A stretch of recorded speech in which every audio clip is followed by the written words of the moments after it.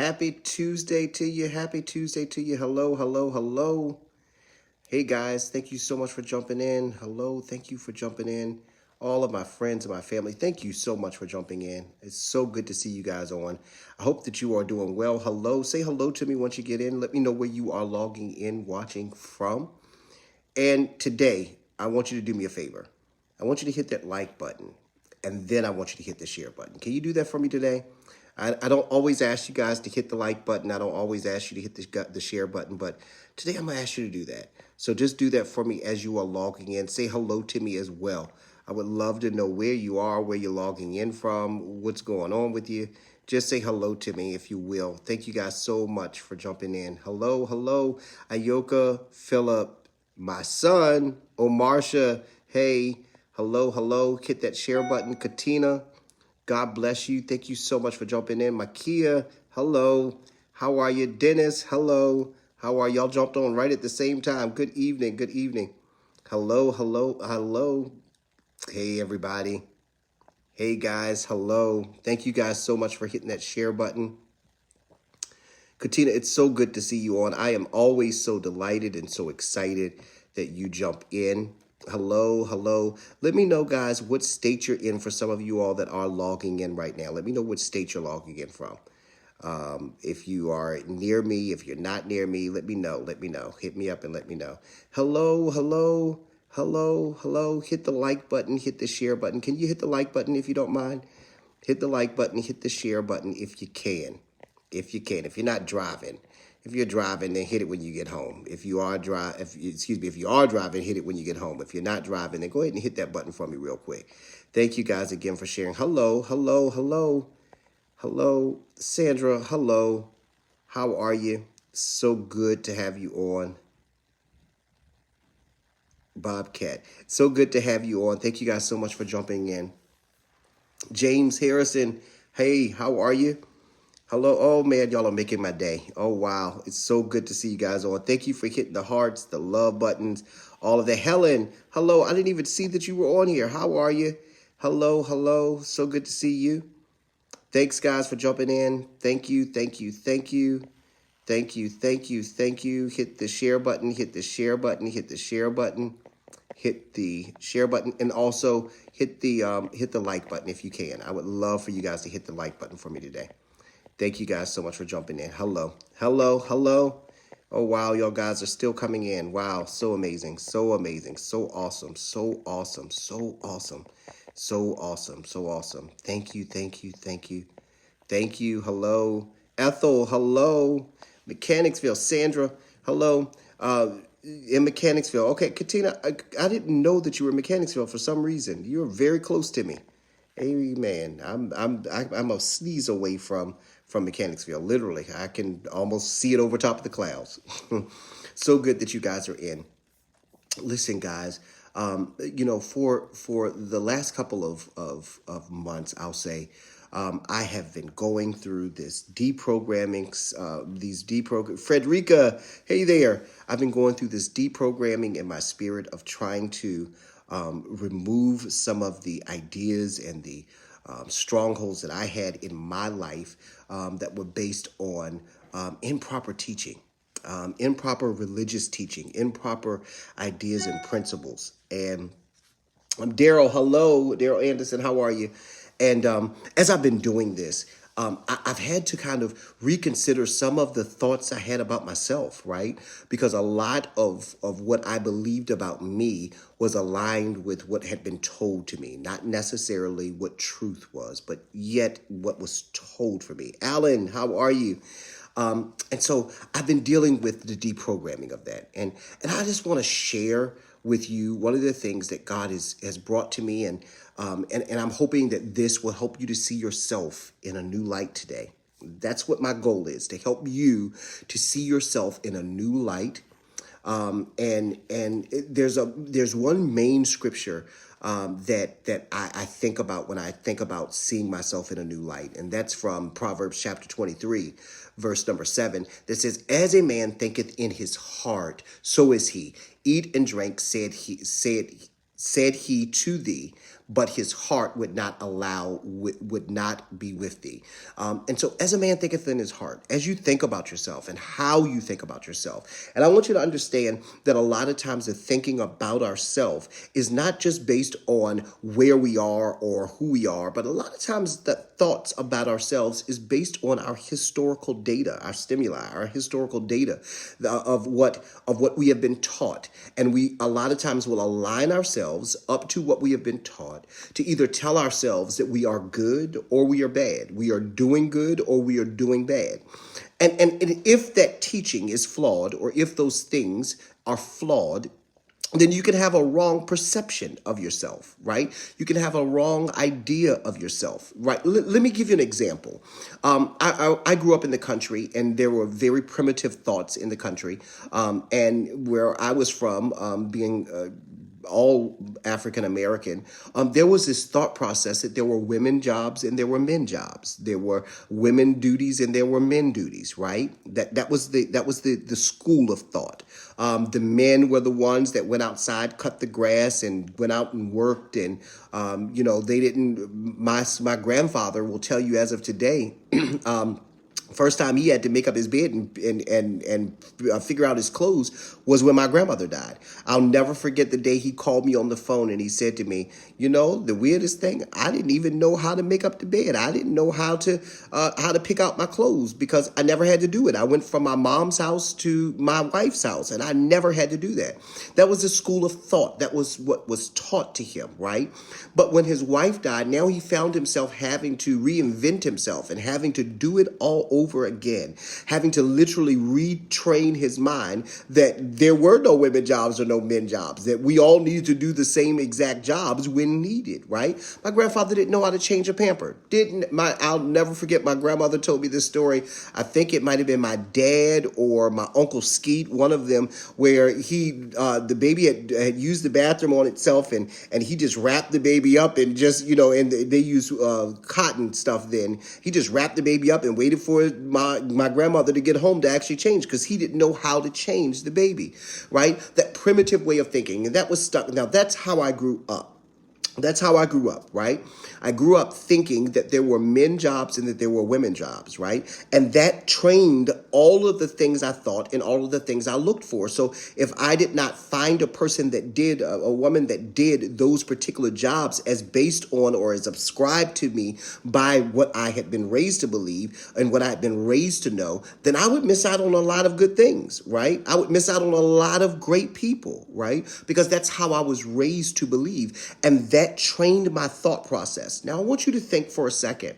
What things changed your thought process or trained your thought process? What things in your family trained your thought process? What was something that was told to you or that was passed down to you that you are now lining your life up to that? Now, I'm not saying that there's anything wrong with having those foundational principles, because they too do teach us a great deal and they help us a great deal. But when you live your life with inside of the parameters of those boxes, you are limiting your life from living outside of those boxes and being and doing and seeing everything that there is for you to have and to see, right? It's limiting you, right? As a man thinketh in his heart, so is he. And so I want you to challenge those traditional thoughts, amen, those traditional religious thoughts, those traditional thoughts as we talk tonight. I want you to challenge what you may have been told. I came up in church where women did not wear pants, right? They just didn't wear pants. And that was just a firm belief. They did not wear pants. And it was very limiting, right? Women had a lesser of position. They weren't able to at one point stand up in the pulpit, right? All of those different types of archaic beliefs. Someone really firmly, as of right now, is standing hard on the fact that women need to wear a head covering in church, that women don't need to talk in church, all of those different things, those primitive thought processes. It has really captured some people. And so when they go places and they see people doing other things, they're not ready to receive. Do you know how many denominations right now have women that literally could change the lives of so many people, but they're not allowed to actually preach? They're not allowed to be called preachers because that's what their organization or denomination believes. Now, I'm not knocking them. And respectfully, I just say to each of us that that is a way or school of thought that limits people from living out their best lives, right? So some of those schools of thought that have been created are inside of us. And those schools of thought can limit us from being able to do or to see the amazing miracles that God has for us in our lives. I'm going to transition and skip just a little bit over to Mark chapter 4, verse number 36. And this scripture says, leaving the crowd behind, they took him along just as he was in the boat. There were also other boats with him. A furious squall came up, and the waves took over the boat so that it was nearly swamped. Jesus was in the stern, sleeping on a cushion. And the disciples woke him and said to him, Teacher, do you not care if we drown? Do you not care if we drown? Now, I want to use this school of thought that we were talking about being limited in our mind and being locked in our mind, right? I want to use that same school of thought. Maybe it's with religion, or maybe it's with ideas or principles from a job that you're now trying to decompress. You're now trying to break down. You're now trying to reprogram yourself so that you can walk out different things. And in this process, many times when we are lining ourselves up to what we have previously thought, we can kind of be down on ourselves. We can beat ourselves up. Have you ever beat yourself up because you just felt like you just weren't lining up? Have you ever beat yourself up because you felt like your life wasn't lining up because of whatever you've been taught or whatever you think or whatever you have been passed down, that school of thought that's been passed down? And so you're looking at your life and you're looking at where you are and you're considering yourself not to be in a great place. You're considering yourself not to be good enough. You're considering yourself not to equal up to whatever the guidelines were, whatever the principles were. Maybe you're a man that doesn't know how to do outside things. Maybe you don't know how to cut grass. And so you're feeling like maybe you're less of a man because you don't know how to cut grass. Or maybe you have a different desire and whatever you've been taught has limited you inside of these ramifications. And so you're looking at yourself and you're disqualifying yourself from the greatness that God has for you. But I want to share with you that you're in the right place at the right time. When we look at these disciples were in the middle of a horrible storm. The storm was coming up, it was raging and it was rising, and they were beginning to become fearful for their lives. They were looking at all of their outside circumstances and situation. Now, most of these disciples were also fishermen. And so because they were fishermen, they knew the danger that they were in. They were using their primitive school of thought, from being fishermen, and they were looking at the waves, they were looking at the sea, they were looking at how the tempest was raging, they were looking at all of these things using an old principle of thought. And fear began to grip them. Their emotions began to come into an uproar. Their emotions began to become all out of whack because they were using what they had been taught in order to determine whether they were safe, whether they were in the right place, whether they were in the right position. Oh, I'm talking to somebody. I'm talking good, and I don't even know if you're catching what I'm saying. Are you catching what I'm laying down? They were using their school of thought to make a determination of whether their altitude was correct, whether their location, their latitude was correct. And they were using these thought systems to tell themselves that they were in danger, that they were not safe. They were not safe. That's what they were telling themselves. But the irony of all of this was the fact that Jesus was on the boat with them. Now, he came to present to them a completely new school of thought. He came to present to them not just a new school of thought, but he came to present to them a lifestyle that was outside of the confines of the fear that they currently had based on past historical data. Some of you right now, you are fearing because of past data, not because you're not comfortable where you are and who you are, but you are fearing behind past data. you're fearing behind past data. And this is what Jesus came to annihilate. He came to destroy the areas in your life that are not bringing you peace. He came to tear down the principalities and the strongholds of even religious ideas of thought that would hold us up and hold us back, and that would prevent us from going forward and being able to see the truest future that he has for you and the truest future that he has for me. My friends, what he's trying to present to you is that you are safe where you are. That you are safe because he's with you. That all that you have and all that you are is exactly perfect for where you are right in this moment. And that he that has begun the good work in you will actually maneuver you towards that work, perfecting you through your situations and your circumstances. But where you are right now, you have all that you need. Where you are right now, you have everything in this moment, and you are everything in this moment that he needs you to be. Selah. You know, a lot of the reasons why we can't go forward is because we are so busy fighting where we are. You know, I'll never forget one time, we have this place that's called Overhill Lake. I think they've changed the name of it now, but I'll never forget one time I went with one of my favorite aunts, my Aunt Sandy. God bless her. She's deceased now. We went to Overhill Lake with my Aunt Sandy, and there's a really big slide that you get on. And I didn't know that my Aunt Sandra was afraid of water, but she got on this really high slide. And she came flying down the slide, scared of water. And once she was out of the water was about right here. But for some reason, she was fighting, not knowing that she was out of the water. She was fighting and fighting and fighting and gasping for breath. And we're all sitting there looking at her like, dude, what's the problem? You're out of the water.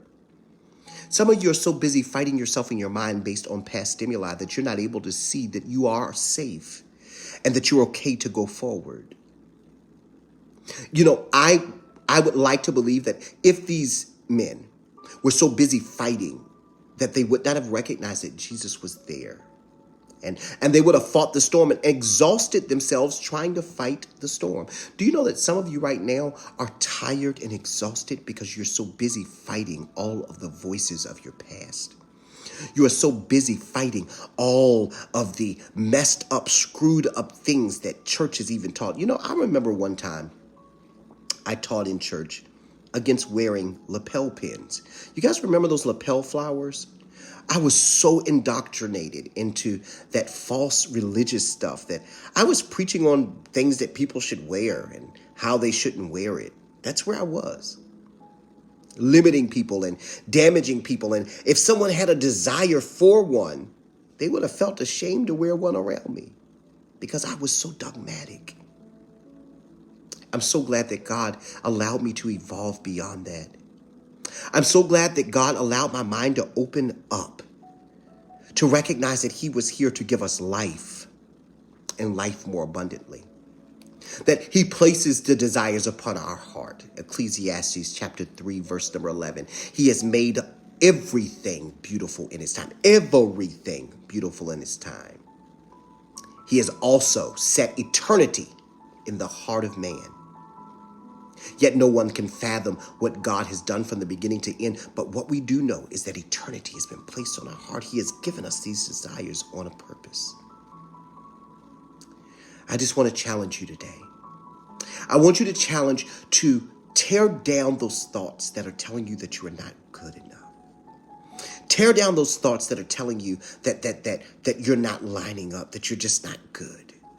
And I want you to recognize and realize that who you are and where you are in this moment. Does that mean that things won't change? Does that mean that things don't need to change? Possibly so.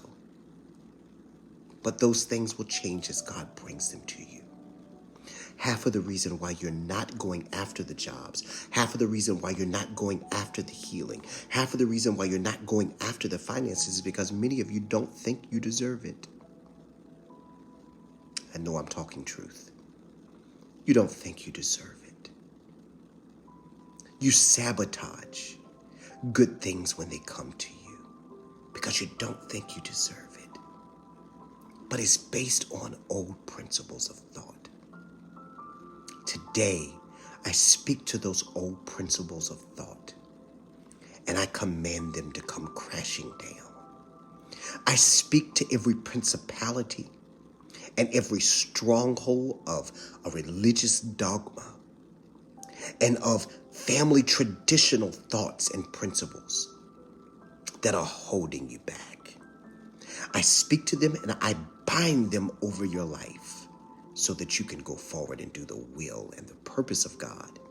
You know, one of the other funny things about my family is that we live in this small town that's called Beaver Dam. And the moment people will start talking about, I'm moving to Richmond or I'm moving here, they would try to instill fear in you so that you didn't do anything outside of what the family does. But all it takes is one person to break out. One person to dare to be different. But you'll never dare to be different as long as you allow the hindering forces of your past to hold you back. But we cast out every hindering force that has tried to hold you back. My friends, you are indeed free so that you can do everything He has placed you on this earth to do. I'm praying that these few moments with me have encouraged you and that they have blessed you. Hit the like button if it did. Hit the like button. Hit the share button. And also, if you need prayer, simply say, I need prayer, and a member of our prayer team will be praying with you. Maybe this word blessed you and encouraged you. I invite you to sow. If it didn't bless you, don't sow. But if it did, please sow. Ayoka has put a link right down at the bottom that you're more than welcome to sow a seed. I thank you for taking a few moments today. Be free indeed. Erica, they got you. God bless you, family. Thank you again.